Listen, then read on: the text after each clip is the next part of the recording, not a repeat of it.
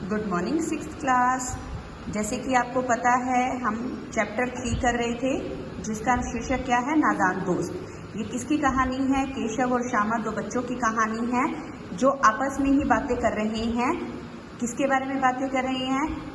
चिड़िया और चिड़िया के अंडों के बारे में, कि अंडों में से बच्चे कैसे निकलते हैं, वे क्या खाते हैं, कितने दिनों में वो बाहर निकलते हैं और घोंसला उनका कैसा होगा।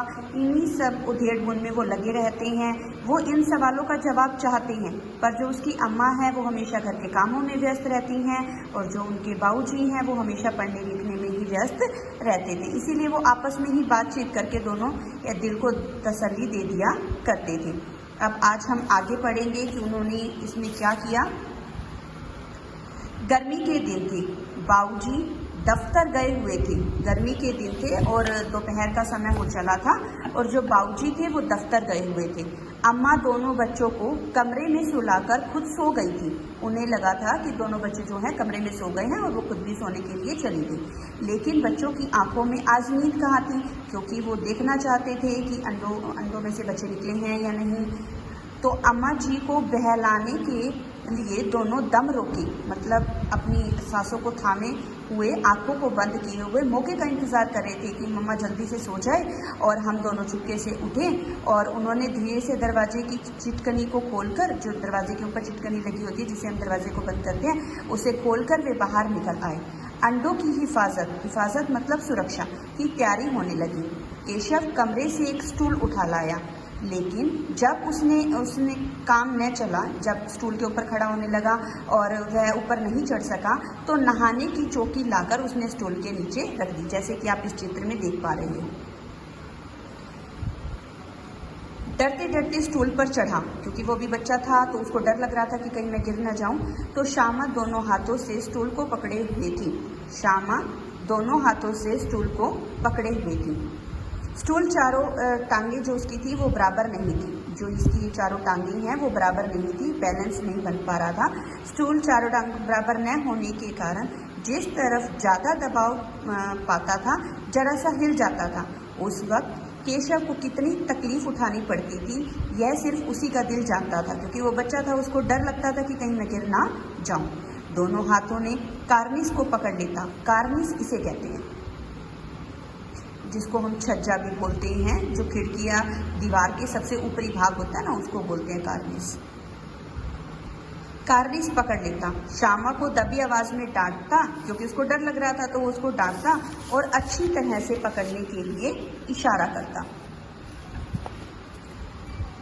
वरना उतरकर बहुत मारूंगा, क्योंकि उसको खुद डर लग रहा था। मगर बेचारी जो श्यामा का दिल तो ऊपर से कार्निस पर था, वो चाहती थी कि सबसे पहले मैं ही उसको ऊपर देखूं कि ऊपर क्या क्या चल रहा है। बार बार उसका ध्यान उधर चला जाता और हाथ ढीले पड़ जाते, क्योंकि जो उसका पूरा फोकस था देखने का वो कहाँ पर था, कार्निस के ऊपर। केशव ने ज्यों ही कार्निस पर हाथ रखा, जैसे ही उसने ऊपर चढ़ने की कोशिश की, दोनों चिड़िया उड़ गई। जो चीड़ा और चिड़िया उसके ऊपर बैठे थे दोनों उड़ गई। केशव ने देखा कि कार्निस पर थोड़े तिनके बिछे हुए हैं। वहाँ पर जो कार्निस था ना, कार्निस के ऊपर थोड़े से तिनके बिछे हुए थे और उन पर 3 अंडे पड़े थे। कितने अंडे पड़े थे? 3। जैसे घोंसला उसने पेड़ों पर देखे थे वैसा कोई घोंसला नहीं था। जैसे हम देखते हैं ना कि पेड़ होता है, पेड़ के ऊपर जो होता है वो घोंसला बना हुआ होता है, कुछ ऐसे, तो ऐसा कुछ नहीं था, सिर्फ घास फूस पड़ा था। तो उसने जैसा पेड़ पर देखा था वैसे कोई घोंसला नहीं था। श्यामा ने नीचे से पूछा कि बच्चे हैं भैया? वो पूछ रही थी श्यामा अपने भाई से कि क्या अंडों में से बच्चे निकल आए? केशव ने बोला, नहीं, 3 अंडे हैं, अभी बच्चे नहीं निकले हैं। श्यामा, जरा हमें भी दिखा दो भैया कि कितने बड़े हैं। वो देखना चाहती थी कि जो अंडे हैं वो कितने छोटे या कितने बड़े हैं, कभी उसने देखा नहीं था तो वो देखना चाहती थी कि अंडे कैसे होते हैं। केशव, दिखा दूंगा, पहले जरा चीथड़े ले आ। चीथड़े का मतलब होता है जो फटे पुराने कपड़े होते हैं ना हमारे घर में, उसको बोलते हैं। नीचे बिछा दूं, जहाँ पर ये तिनके वगैरह लगे हुए थे ना, वो चाहते थे कि वो शायद बच्चों को चुभेंगे, इस वजह से वो क्या बिछाना चाहते थे, क्योंकि बच्चे हैं, उनकी थिंकिंग जैसे थी कि उनको कहीं वो तिनके चुभे ना, इसीलिए उसने कहा कि मैं यहाँ पर एक पुराने कपड़े की गद्दी सी बना देता हूँ। बेचारे अंडे तिनकों पर ही पड़े हैं। श्यामा दौड़कर अपनी पुरानी धोती फाड़कर एक पुराना टुकड़ा लाई। केशव ने झुककर कपड़ा ले लिया और उसकी कई तह का मतलब होता है उसको फोल्ड किया, बार बार करके उसे एक गद्दी बना दिया और उसे तिनकों वाली जगह पर बिछाकर तीनों अंडे धीरे से उसके ऊपर रख दिए। किसके ऊपर रख दिए थे? जो उसने गद्दी बनाई थी। किससे बनाई थी? चीतरे फटे पुराने कपड़ों से उसने फोल्ड कर करके एक गद्दी बना दी और उसको कहाँ पर रख दिया था? तिनकों के जगह पर। श्यामा ने फिर कहा, हमको भी दिखा दो भैया। केशव, दिखा दूंगा, पहले जरा वह टोकरी तो दे दो। टोकरी जिसके अंदर वो कूड़ा वगैरह डाला करते थे ना, जो उसने अपनी भाई ने अपने बहन से मंगवाई थी, तो उसने पहले जरा वह टोकरी तो दे दो, ऊपर छाया कर दूंगा। श्यामा ने टोकरी नीचे से थमा दी और बोली, अब तुम उतर आओ और मैं भी तो देखूं। केशव ने टोकरी को एक टहनी से टिकाकर कहा, जा दाना और पानी प्याली भी ले आ, मैं उतर आऊं फिर तुझे दिखा दूंगा। श्यामा प्याली और चावल भी ले आई, क्योंकि वो चाहते थे ना कि उसके लिए पानी और जो अनाज है उसको बाहर ना जाना पड़े, तो इसीलिए उन्होंने पहले ही इंतज़ाम कर दिया था कि उसको कहीं बाहर ना जाना पड़े, वो अपने बच्चों का पूरा पालन पोषण कर सके। इसीलिए श्यामा पानी भी ले आई थी और चावल भी ले आई थी। केशव ने टोकरी को नीचे दोनों चीज़ें रख दी। क्या रखी थी? चावल और पानी की प्याली नीचे रख दी और आहिस्ता से, आहिस्ता का मतलब होता है आराम से नीचे उतर आए।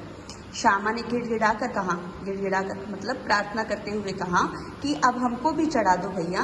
केशव, तू गिर पड़ेगी, क्योंकि वो छोटी थी तो केशव को डर था कि मैं तो जैसे तैसे करके चढ़ गया हूँ, बट तुम गिर सकती हो, इसीलिए वो उसको चढ़ने नहीं दे रहा था। श्यामा, मैं गिरूंगी भैया, पर वो जिद कर रही थी कि मैं नहीं गिरूंगी भैया, तुम नीचे से पकड़े रहना।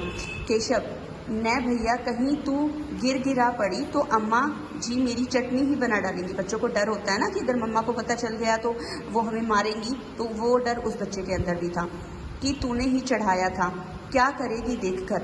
अब अंडे बड़े आराम से हैं, क्योंकि उन्होंने गद्दी वद्दी लगा दी है, खाना वाना वहाँ पर रख दिया है, तो उनको अब लग रहा है कि जो अंडे हैं वो बड़े आराम से हैं।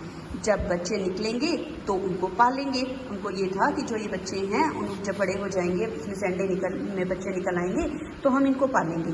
दोनों चिड़िया बार बार कार्निस पर आती थी और बगैर बैठे ही उड़ जाती थी, क्योंकि वहाँ पर केशव खड़ा था। केशव ने सोचा कि हम लोगों के डर से वो नहीं बैठेगी। स्टूल उठाकर कमरे में रखाया, क्योंकि वो अब नीचे उतर चुका था, क्योंकि चिड़िया उसके डर से वहाँ पर नहीं आ रही थी। चौकी जहाँ पर थी उन्होंने वहीं पर रख दी। श्यामा ने आंखों में आंसू भरकर कहा, क्योंकि अब उसने उसको चढ़ने नहीं दिया था केशव ने श्यामा को, तो अब वो रोने लगी थी। तुमने मुझे नहीं दिखाया, मैं अम्मा से कह दूंगी। अब दोनों भाई बहन के बीच में झगड़ा सा शुरू हो गया और उसने कहा कि तुमने मुझे नहीं देखने दिया, इसीलिए ये जो सब बातें हैं मैं किसको बता दूंगी? अम्मा को। केशव ने कहा, अम्मा जी से कहेगी तो मैं तुम्हें मारूंगा, कह देता हूँ। केशव ने क्या कहा? अगर तुमने मेरी बात बताई कि मैं कार्निस के ऊपर चढ़ा था तो मैं तुम्हें मारूंगा। श्यामा, तो तुमने मुझे दिखाया क्यों नहीं? केशव, और गिर पड़ती तो 4 सर न हो जाते। 4 सर न हो जाते का मतलब तुम्हारा सर पर चोट लग जाती। श्यामा, हो जाते तो हो जाते। दोनों बच्चे बहसबाजी कर रहे हैं। देख लेना, मैं कह दूंगी। इतने में कोठरी का दरवाज़ा खुला, मतलब जो कोठरी थी, जो उनका मेन गेट था, वो दरवाज़ा वहाँ पर खुला और माँ ने धूप से आंखों को बचाते हुए कहा कि तुम दोनों बाहर कब निकल आए? क्योंकि मम्मा क्या हो रही थी? सो रही थी। तो जैसे ही उनकी नींद आवाज़ खुली स्टूल रखने से, तो वो बाहर आ गई और उन्होंने निकलते ही क्या कहा कि तुम कब उठे और कब बाहर आ गए? मैंने कहा था ना कि दोपहर को न निकलना, क्योंकि उस टाइम बहुत गर्मी थी और पिताजी दफ्तर गए हुए थे, मम्मा को नींद आई हुई थी, तो वो परेशान हो गई थी कि तुम्हें इस समय बाहर नहीं निकलना चाहिए था, तुम क्यों निकले? किसने किवाड़ खोला? किवाड़ खोला मतलब दरवाज़ा खोला। किवाड़ केशव ने खोला था, क्योंकि आपको पता ही है कि वो देखना चाहते थे। लेकिन श्यामा ने माँ से यह बात नहीं कही। उसे डर लगा कि भैया पिट जाएंगे, क्योंकि उसका भाई से